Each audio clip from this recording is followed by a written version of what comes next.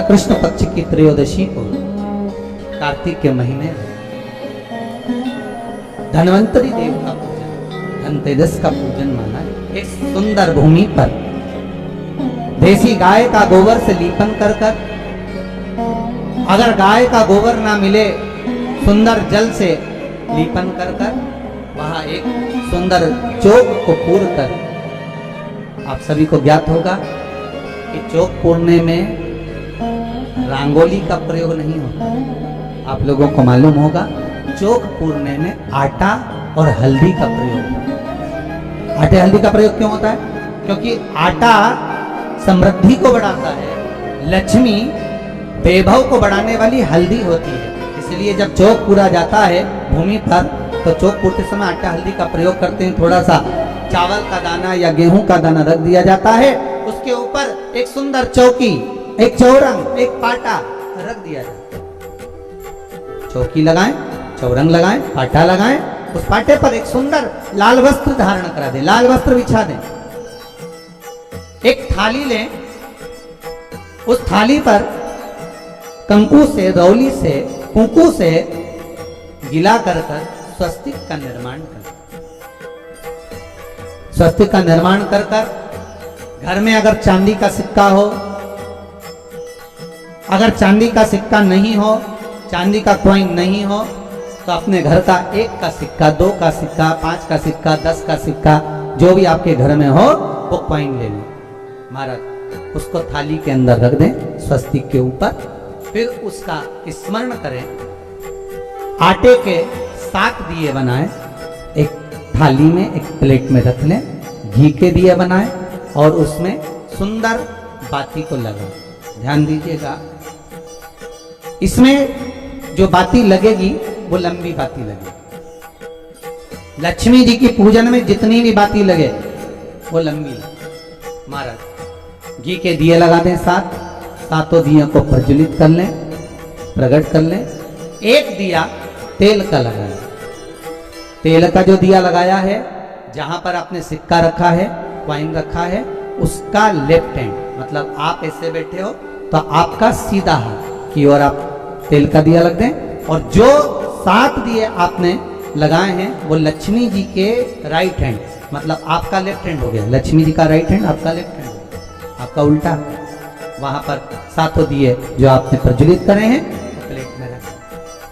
सुंदर थाली जो आपने पूजन के तैयार करी है, उसमें कुंकू, रोली, हल्दी, अबीर, गुलाल, चंदन, मौली, लाल धागा, मौली, अमरबेल के टुकड़े,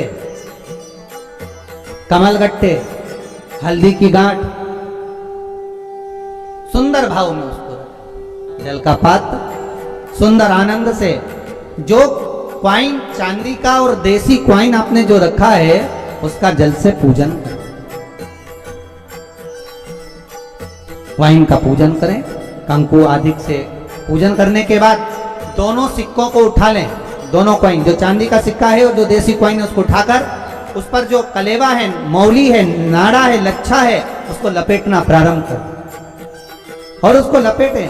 पहले चांदी का सिक्का लपेट दे, फिर देसी सिक्का जो आपने रखा है, 1, 2, 5, 10 का जो सिक्का रखा है उसको लपेट, थाली में उसको रख ले। फिर वापस उस पर जल का छींटा देकर उसका पूजन करें।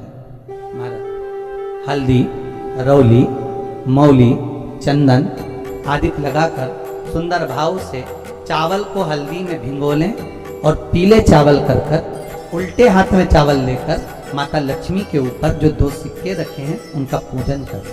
साथ में जब चावल छोड़ते जाएं तो गणेश जी का भी स्मरण करते जाएं। हे रिद्धि सिद्धि के दाता श्री गणेश जी महाराज, आप हमारे यहाँ पर सदा माता लक्ष्मी को लेकर, कुबेर भंडारी को लेकर सदा विराजमान रहे, नारायण को लेकर सदा विराजमान रहे। चावल छोड़ते जाएं और बाबा से विनती करते जाएं, माता लक्ष्मी से निवेदन करते जाएं, भगवान शिव का स्मरण करें, भगवान नारायण का स्मरण करें, माता लक्ष्मी का स्मरण करें, रिद्धि सिद्धि के दाता भगवान श्री गणेश जी महाराज का स्मरण करें। छोड़ दे, जब चावल पूर्ण छोड़ दे में पूजन पूरी तरह से हो जाए, तब महाराज 7 सुंदर आनंद से अमरबेल के टुकड़े, अमरबेल वृक्ष पर एक पीले कलर की बेल चलती है, पीली, उसमें पत्ते नहीं होते, वो किसी भी वृक्ष पर डली रहती, वो अमरबेल कहलाती। ये अमरबेल लक्ष्मी पूजन में, समृद्धि के लिए, मकान के मुहूर्त के समय पर, गृह प्रवेश के समय पर बहुत कार्य मारा। ये अमरबेल को पानी की जरूरत भी नहीं पड़ती, आप रूप किसी वृक्ष पर डाल दी जाए वो अपने आप फलती चली जाती है। उसी तरह हमारे यहाँ भी हम भगवान से यही प्रार्थना करते हैं, जैसे अमरबेल बिना पानी पड़े भी किसी भी वृक्ष पर डाल दी जाए पनपती जाती है, बढ़ती चली जाती है। ऐसे हमारे घर में बेभव लक्ष्मी बढ़ती जाए। अमरबेल के 7 टुकड़े, कमल गट्टे 7, हल्दी की गठान 7, माता लक्ष्मी को समर्पित कर। दोनों हाथों में हल्दी पिसी हुई लीजिए और माता लक्ष्मी के ऊपर उसे चढ़ाना प्रारंभ कर दीजिए। 7 बार पिसी हुई हल्दी वो सिक्कों पर चढ़ा दें, अपनी मनोकामना कर कर अपने घर में माता लक्ष्मी को विराजमान करने के। जब हल्दी पूर्ण चढ़ जाए, हाथ में कुंकू ले लीजिए, रोली ले लीजिए, उस रोली कुंकू को भी माता लक्ष्मी को समर्पित।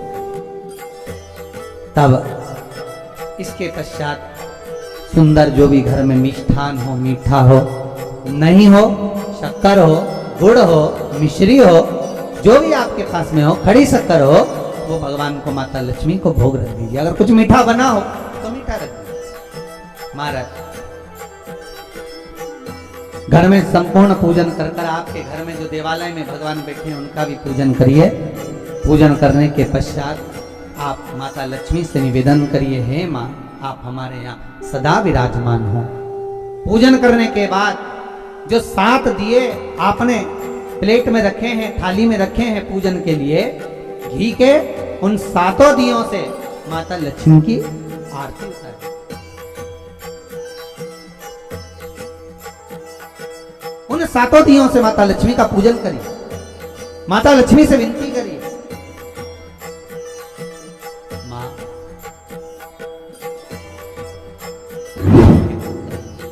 माँ आप हमारे घर का रास्ता भूल गई हो, बहुत कष्ट, बहुत दुखी है, पर भगवान शिव पर विश्वास कर कर, कुबेर भंडारी पर, कुबेरेश्वर महादेव पर विश्वास कर कर, भगवान नारायण के सुंदर प्रसंगों पर विश्वास कर कर, माँ भगवान शंकर का अनुमोदन कर कर, हे माँ आप हमारे घर में विराजमान हो, आप हमारे मार्ग को, हमारे घर को, हमारे घर के रास्ते को, हमारे घर के द्वार को आप भूल गई हो।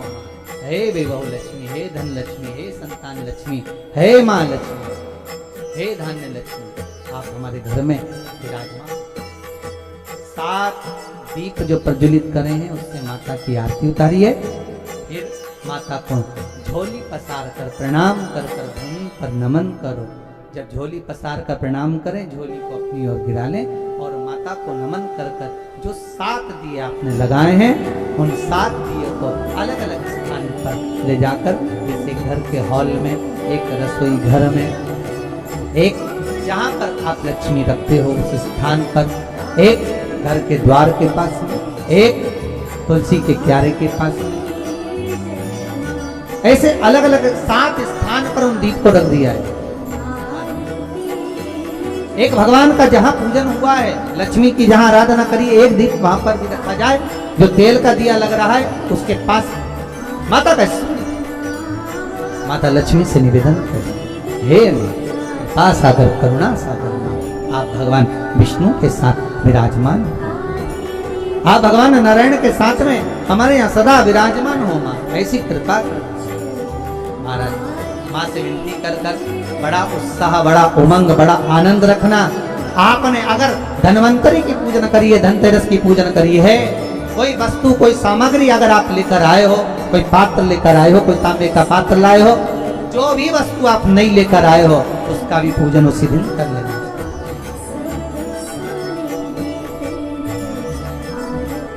उसका भी ये लक्ष्मी, अगर आप धनवंतरी का पूजन करते हो, धनतेरस का पूजन सुंदर कार्तिक के महीने की कृष्ण पक्ष की त्रयोदशी को अगर आप कर रहे हो तो ये लक्ष्मी भले मेरे साथ वैकुंठ में जाकर रहे, पर लक्ष्मी का एक अंश तुम्हारे घर से कभी नहीं जाएगा, वो सदा विराजमान रहेगा।